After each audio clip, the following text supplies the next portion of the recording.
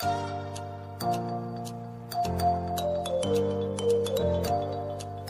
are listening to Alex Nanlohi Podcast, to know the Lord and to make Him known. Mari sebelum kita membaca, merenungkan firman Tuhan, kita berdoa. Kami akan membuka firman-Mu ya Tuhan, bukalah juga hati kami. Jadikanlah hati kami seperti tanah yang baik, supaya ketika benih firman Tuhan ditaburkan boleh sungguh-sungguh berakar, bertumbuh, dan juga berbuah nyata di dalam hidup kami. Berkati hamba-Mu yang menyampaikan, setiap kami yang mendengar, Tuhan tolonglah kami semua, agar kami bukan hanya menjadi pendengar-pendengar firman yang setia, tapi mampukan dengan kuasa pertolongan dari Roh-Mu yang kudus, kami dimampukan menjadi pelaku-pelaku firman-Mu di dalam kehidupan kami. Bersabdalah ya Tuhan, kami umat-Mu sedia mendengarnya dalam satu nama yang kudus, nama yang berkuasa, nama Tuhan kami Yesus Kristus. Kami menyerahkan pemberitaan firman-Mu. Amin. Shalom, selamat pagi Bapak, Ibu, dan juga adik-adik mahasiswa yang saya kasihi dalam Tuhan Yesus Kristus. Kesempatan pagi hari ini kita diberikan waktu kembali beribadah.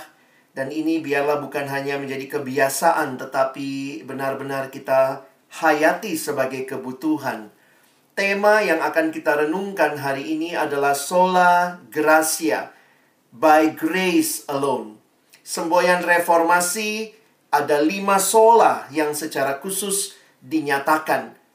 Sola Gratia, Sola Fide, Sola Scriptura, Solus Christus, dan Soli Deo Gloria. Apa yang menjadi hal yang menarik kalau kita melihat tentang Sola Gratia? Semua karena anugerah. Kekristenan berbicara bukan manusia yang mencapai Allah dengan usahanya sendiri, tetapi Allah lah yang berkenan datang mencari manusia. Semua karena anugerah semata-mata. Inilah yang akan kita baca dan renungkan. Dan bagian firman Tuhan yang pagi ini akan kita baca diambil dari Roma pasal 3, ayat yang ke-23 sampai dengan ayat yang ke-28. Mari kita akan membaca bagian ini bersama-sama. Saya akan membacakannya bagi kita sekalian, sudah ada tertulis di layar saudara. Karena semua orang telah berbuat dosa dan telah kehilangan kemuliaan Allah, dan oleh kasih karunia telah dibenarkan dengan cuma-cuma karena penebusan dalam Kristus Yesus. Kristus Yesus telah ditentukan Allah menjadi jalan pendamaian karena iman dalam darah-Nya. Hal ini dibuatnya untuk menunjukkan keadilan-Nya, karena Ia telah membiarkan dosa-dosa yang telah terjadi dahulu pada masa kesabaran-Nya. Maksudnya ialah untuk menunjukkan keadilan-Nya pada masa ini, supaya nyata bahwa Ia benar dan juga membenarkan orang yang percaya kepada Yesus. Jika demikian, apakah dasarnya untuk bermegah? Tidak ada. Berdasarkan apa? Berdasarkan perbuatan? Tidak. Melainkan berdasarkan iman. Karena kami yakin bahwa manusia dibenarkan karena iman dan bukan karena ia melakukan hukum Taurat. Semua agama berbicara tentang keselamatan, dan kekristenan juga berbicara tentang keselamatan. Dan yang seringkali menjadi pertanyaan berkaitan dengan tema kita, apakah keselamatan itu anugerah dari Allah, atau perbuatan baik dari manusia, atau kombinasi antara anugerah dan perbuatan baik? Kalau kita melihat semboyan yang dinyatakan dalam reformasi, sola gratia, hanya karena anugerah semata. Itulah yang menjadi keyakinan di dalam kekristenan, bahwa kita diselamatkan oleh anugerah Allah, bukan karena perbuatan baik kita. Bapak, Ibu, Saudara yang dikasihi Tuhan, inilah Injil, kabar sukacita yang dinyatakan di dalam Alkitab kepada kita. Semua agama berbicara keselamatan, tetapi kekristenan berbicara bagaimana Injil adalah berita sukacita yang Allah berikan kepada manusia. Dan ini menjadi hal yang menarik untuk sama-sama kita pelajari. Waktu mengerti berita sukacita, mungkin kita perlu juga memahami ada apa dengan manusia sehingga manusia membutuhkan berita sukacita. Ketika Yesus lahir, malaikat berkata, inilah berita kesukaan besar bagi seluruh bangsa. Untuk memahami berita sukacita terbesar, mungkin pertama-tama kita harus tahu dulu ada berita duka cita terbesar apa yang menjadi bagian kehidupan manusia. Di dalam Roma pasal 3 yang kita baca tadi, dikatakan karena semua orang telah berbuat dosa. Saya pikir inilah berita duka cita terbesar di bawah kolong langit ini. Sekarang kita berbicara pandemi COVID-19. Tapi sebenarnya the real pandemic yang Alkitab saksikan bagi kita adalah dosa yang melanda semua umat manusia tanpa kecuali. Sin is the real pandemic yang melanda semua manusia, dan betapa mengerikannya karena Alkitab juga menyaksikan upah dosa ialah maut. Inilah realita kehidupan manusia yang ada di bawah kuasa dosa. Kita melihat bagaimana dosa membelenggu begitu rupa. Dan ini menjadi bagian dari kehidupan semua manusia. Tua, muda, laki-laki, perempuan, miskin, kaya, status sosial yang tinggi maupun yang rendah, status pendidikan yang tinggi maupun yang rendah, semuanya berdosa. Dan dosa ini digambarkan menyusup perlahan-lahan. Kita memberontak kepada Allah yang menciptakan kita secara sadar. Terjadinya memang pelan-pelan sehingga kita tidak mengenali dampaknya yang menghancurkan. Dosa gambarannya seperti kenikmatan yang membawa sengsara. Sementara ikut Tuhan seringkali terlihat sengsara, tapi itu sungguh yang membawa nikmat. Manusia kehilangan rasa hormat terhadap diri sendiri, kehilangan kemampuan untuk berpikir sehat, kehilangan kemampuan untuk berkata jujur, kehilangan kemampuan untuk memberi, kehilangan kemampuan untuk mengasihi, dan kehilangan kemampuan untuk hidup kudus. Itulah yang dosa bawa dalam kehidupan. Sehingga tidak heran sekali lagi Roma 6 ayat 23a menyatakan sebab upah dosa ialah maut. Inilah realita yang dialami oleh semua manusia di bawah kolong langit ini. Lalu berita sukacitanya apa? Berita sukacita terbesar bahwa Yesus datang memberikan kepada kita keselamatan, jalan keselamatan. Saudara, waktu pertama kali mendapatkan gambar ini, kalau saudara lihat baik-baik di layar, bisa googling ya. Ini judulnya kalau di Google, kalian googling, ditulis Peter Drowning. Ketika saya melihat gambar ini pertama kali waktu saya hadir di sebuah gereja, muncul di layar, dan gambar ini adalah perspektif Petrus yang tenggelam, yang sedang menengadah ke atas, dan di luar, di atas air, ada Yesus yang mengulurkan tangan. Jadi saudara perhatikan baik-baik ya. Yesusnya itu gambarnya di luar air. Ini perspektifnya Petrus yang lagi tenggelam. Bukan Yesus yang lagi tenggelam, saudara ya. Jadi gambaran ini waktu saya perhatikan, akhirnya saya menyadari bahwa betul manusia tidak dapat menyelamatkan dirinya sendiri. Perhatikan kembali apa yang digambarkan di Roma pasal 3 ayat 23. Karena semua orang telah berbuat dosa dan telah kehilangan kemuliaan Allah. Seringkali kita lupa bahwa sebenarnya lanjutannya, Roma 3 ayat 23 itu berita duka citanya. Tetapi ayat 24, oleh kasih karunia Allah telah dibenarkan dengan cuma-cuma karena penebusan dalam Kristus Yesus. Saudara, ini bagian yang dinyatakan kepada kita juga dalam Roma 6 tadi ya. Roma 6 ayat 23. Sebab upah dosa ialah maut. Saudara jangan cuma hafal Roma 6 ayat 23a. Itu berita duka citanya. Upah dosa adalah maut. Tapi ayat 23b-nya. Tetapi, nah ini berita sukacitanya. Kasih karunia Allah, grace, ialah hidup yang kekal dalam Kristus Yesus Tuhan kita. Dosa adalah realita kita. Sin is our problem. But the solution is not from us. Dosa masalah kita. Tapi solusinya bukan dari kita. Solusinya dari Allah di dalam Kristus. Searching for the answer to life? Jesus. You have found Him. Saudara cari di mana ini ya? Keyboard S-nya 2 begini ya. Ini untuk kepentingan ilustrasi begitu ya. Waktu saya mendapatkan gambar ini, melihat tulisan ini, akhirnya saya menyadari betul. Manusia di dalam dosa tidak bisa menyelamatkan diri sendiri. Kalau saudara dan saya bisa selamatkan diri, kita nggak butuh juru selamat. Tapi karena kita tidak sanggup menyelamatkan diri, upah dosa adalah maut. Tetapi kasih karunia Allah, anugerah Allah. Dan bagaimana Allah memberikan anugerahnya? Perhatikan ayat yang tadi kita baca.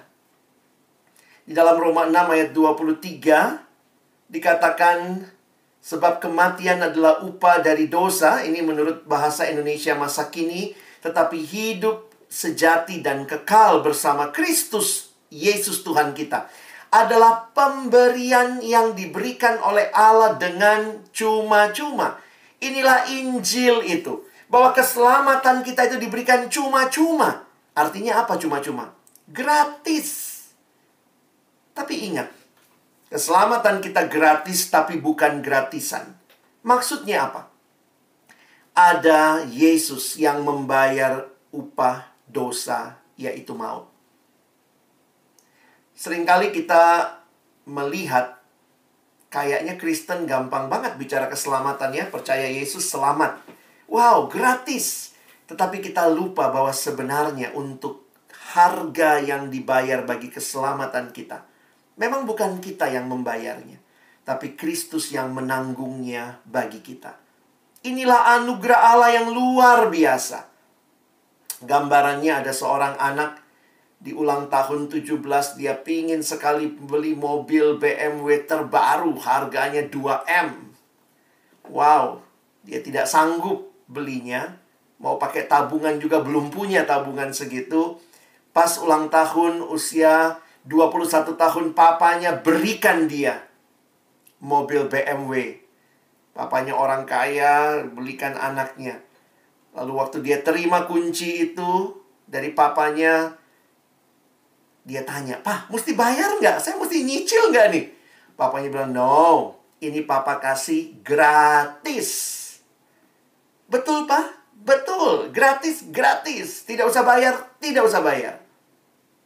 Mobil BMW itu buat anak itu gratis.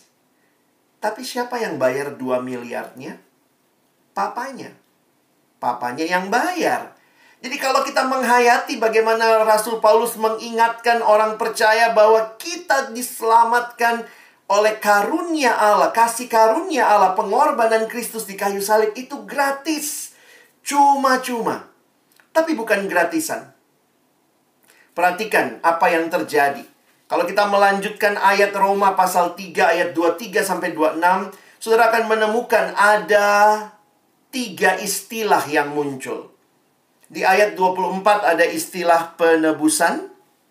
Di ayat 25 ada istilah jalan pendamaian. Di ayat 24 dan 26 ada istilah pembenaran. Menarik sekali, Rasul Paulus kaya dengan penggambaran. Ketika dia mau menjelaskan bagaimana keselamatan yang cuma-cuma itu, yang gratis yang Tuhan berikan kepada kita, dia menggunakan 3 istilah ini. Saudara lihat di ayat 24, ada penebusan, ya. Di ayat 24 ada penebusan tadi ya. Nah, di ayat 24 juga ada pembenaran. Lihat yang warna merah. Dibenarkan. Lalu ada penebusan. Di ayat yang ke-25 ada istilah jalan pendamaian. Ya. Itu istilah jalan pendamaian. Dan di ayat 26 muncul lagi kata pembenaran.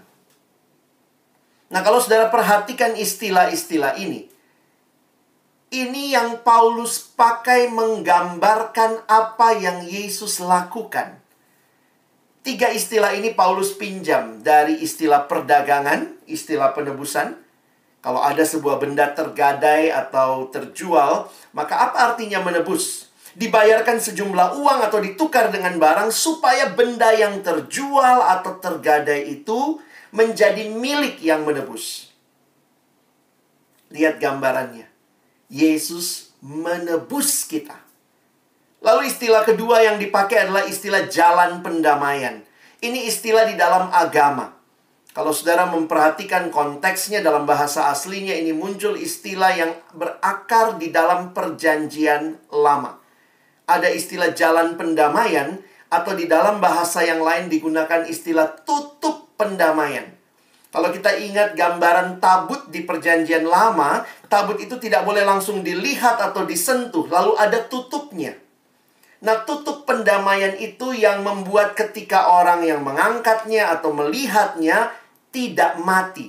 Jadi tutup itulah yang menjadi yang mendamaikan. Nah, istilah ini yang digunakan, istilah hilasterion, jalan pendamaian, ini istilah agama. Jadi kalau Tuhan lihat kita langsung, kita manusia berdosa, Dia Allah yang kudus, lihat manusia berdosa, tidak bisa tahan. Manusia harus binasa, tetapi Kristus menjadi jalan pendamaian. Yang ketika Allah melihat kita, Dia melihat Kristus. Karena kita ada di dalam Kristus, kita didamaikan dengan Allah. Dan istilah ketiga adalah istilah di dalam pengadilan, di dalam hukum. Ketika ada terdakwa yang dinyatakan tidak bersalah, benar, maka status dia benar. Itu menjadi status yang diberikan, yang dia dibenarkan. Nah, saudara perhatikan 3 istilah ini. Inilah yang Tuhan lakukan bagi kita dalam keselamatan kita. Kita ditebus. Kita yang tadinya seteru Allah didamaikan dengan Allah.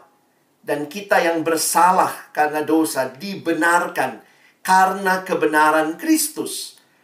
Seorang bernama James Montgomery Boyce, ya, dalam bukunya dia mencoba menjelaskan dengan istilah segitiga keselamatan. Saudara lihat ya. Dia menggambarkan ada Allah, ada Yesus, dan ada orang Kristen. Saudara coba lihat ya. Yesus panahnya menebus.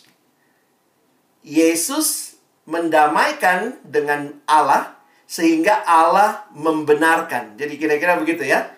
Bagi saya yang menarik adalah begini. Semua panah ini bukan dari orang Kristen kepada Allah, orang Kristen kepada Yesus. Tidak. Tetapi panahnya justru dari Allah, dari Yesus. Berarti sekali lagi, kita itu dibenarkan, ditebus, didamaikan. Itu bukan usaha kita. Bisa dipahami? Ini semua adalah anugerah Allah, karya Allah bagi kita. Tidak heran, kalau ditebus karya Allah, kalau didamaikan karya Allah, kalau dibenarkan karya Allah, maka Paulus melanjutkan. Ini lihat logika Paulus berargumen. Jika demikian, apa dasarnya untuk bermegah? Kalau kamu yang menebus dirimu, maka puji Tuhan, saya selamat karena saya menebus diri saya. Tapi kalau kamu ditebus oleh Kristus, Soli Deo Gloria, segala kemuliaan bagi Allah. Apa dasarnya untuk bermegah? Paulus katakan tidak ada. Berdasarkan apa? Berdasarkan perbuatan? Tidak. Melainkan berdasarkan iman.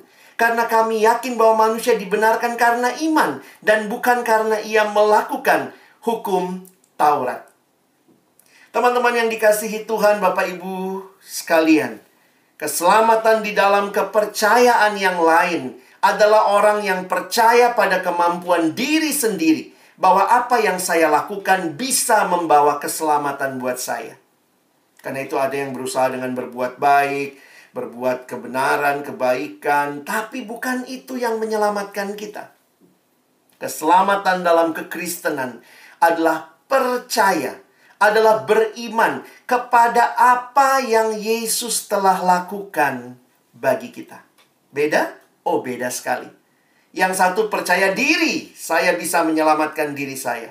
Yang satu percaya pada Yesus. Apa yang Dia lakukan, itulah yang menyelamatkan saya. All glory to God.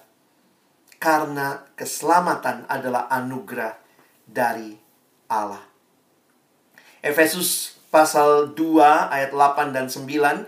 Saya melanjutkan ayat yang dibaca oleh Kak Junita tadi. Dituliskan di ayat yang ke-8, sebab karena kasih karunia, by grace alone, ya, kamu diselamatkan oleh, atau lebih tepat diterjemahkan melalui iman. Itu bukan hasil usahamu, tapi pemberian Allah. Itu bukan hasil pekerjaanmu. Jangan ada orang yang memegahkan diri. Kalau saudara lihat logika Paulus menuliskan kalimat ini, seolah-olah Paulus nggak cukup berhenti ngomong, kamu diselamatkan oleh iman. Harusnya titik aja ya. Tapi Paulus rasanya perlu menjelaskan, ingat loh, itu bukan hasil usahamu. Kurang jelas, dia tambah lagi, tetapi pemberian Allah. Masih kurang, Paulus tegaskan lagi, itu bukan hasil pekerjaanmu.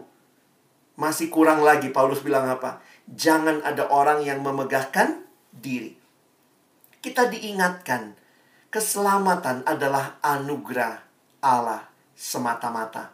Bukan hasil pekerjaan kita. Saudara dan saya butuh juru selamat, karena kita tidak bisa menyelamatkan diri kita. Perbuatan baik kita hanya seperti kain kotor di hadapan Allah. Lalu bagaimana kekristenan melihat perbuatan baik? Saya pikir kita juga tidak tutup mata. Di dalam kekristenan ada perbuatan baik. Di mana tempat perbuatan baik di dalam kekristenan? Kekristenan berbicara perbuatan baik. Kita diselamatkan bukan karena melakukan perbuatan baik, tetapi kita diselamatkan untuk berbuat baik. Perbuatan baik bukan syarat keselamatan, tetapi respon orang yang sudah diselamatkan. Salvation always produces works, but works never produce salvation. Start from grace alone, maka ada good works yang lahir. Makanya teman-teman, saya pikir kekristenan sangat berbeda. Mari hayati, nikmati anugerah Allah yang luar biasa. Kadang saya kasih contoh begini ya. Coba bayangkan saudara tinggal di rumah, misalnya sama papa dan mama. Ini khusus buat mahasiswa ya. Kalau kalian tinggal di rumah sama papa dan mama, saya mau tanya. Kalau pagi-pagi kamu bangun, kamu nyapu rumahmu, kamu pel, kamu bersihkan kamar, kamu bantu mungkin papa cuci kendaraan, motor atau mobil, kamu bantu mama masak di dapur. Saya mau tanya, semua perbuatan baikmu itu kau lakukan supaya jadi anak atau karena kamu anak? Tentu jangan setelah nyuci piring, beresin rumah, lalu bikin proposal. Papa, mama, terima saya sebagai anak. Saudara dibilang gila pasti. Saudara akan melakukan perbuatan baik itu sebagai respon karena engkau anak. Jadi kita tidak diselamatkan karena melakukan perbuatan baik. Oh, saya rajin ke gereja, nanti sampai di surga Tuhan tanya, mana absenmu datang ke gereja? Kita nggak masuk surga karena absen kita penuh ke gerejanya. Bukan. Tetapi karena kita adalah anak Allah yang diselamatkan, maka harusnya respon kita adalah rajin ke gereja. Rajin ke gereja bukan untuk keselamatan, tetapi karena sudah selamat di dalam Kristus. Itu respon kita. Bukan rajin baca Alkitab supaya masuk surga, tapi karena kita percaya pada Kristus kita masuk surga, maka kita yang meyakini keselamatan dalam Kristus, rajin baca kitab suci. Karena itu adalah respon kita. Perbuatan baik sekali lagi tidak menyelamatkan, tetapi menjadi respon dari orang yang sudah diselamatkan. Karena itu saudara, saya menutup dengan beberapa aplikasi ini. Ya, salvation is not a reward of the righteous, atau a reward for the righteous, but a gift.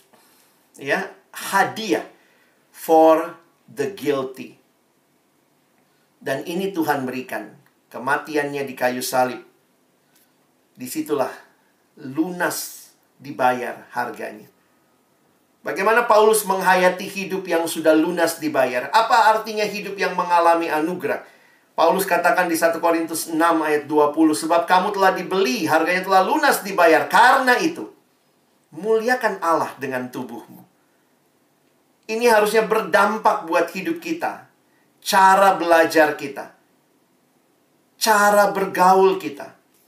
Kalau saudara lagi masuk dalam masa-masa pacaran, cara berpacaran saudara. Bapak, Ibu, karyawan, dosen, cara kita bekerja. Kalau sungguh kita mengalami anugerah Allah itu, biarlah respon kita adalah, Tuhan, aku mau berikan yang terbaik. Semuanya bagimu.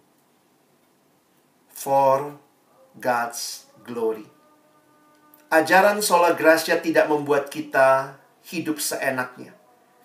Asik, sudah diselamatkan, silakan berdosa. No.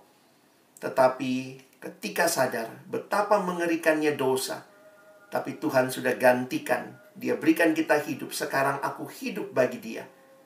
Sola gracia membuat kita makin mengerti arti hidup. Dan makin hidup memuliakan Tuhan. Kiranya ini menjadi bagian dari setiap kita yang hari ini mendengarkan firman Tuhan. Amin. Mari kita berdoa.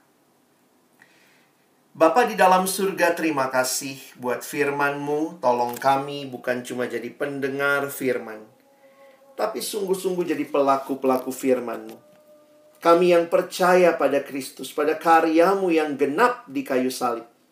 Biarlah seluruh hidup kami bagi kemuliaan-Mu.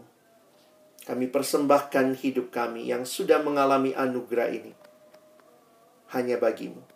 Dan bagi kami yang mungkin masih merasa kamilah juru selamatnya, hari ini kami berdoa, tolong kami menaruh seluruh kepercayaan iman kami kepada karya Kristus yang genap di kayu salib. Kami percaya bahwa hanya Engkaulah yang bisa membawa kami kepada keselamatan yang kekal. Bukan usaha kami, bukan apa yang kami lakukan, tapi apa yang Kau lakukan, itulah yang menyelamatkan kami. Tolong kami, sekali lagi, bukan cuma jadi pendengar, tapi jadi pelaku-pelaku firman-Mu. Dalam nama Yesus kami berdoa. Amin.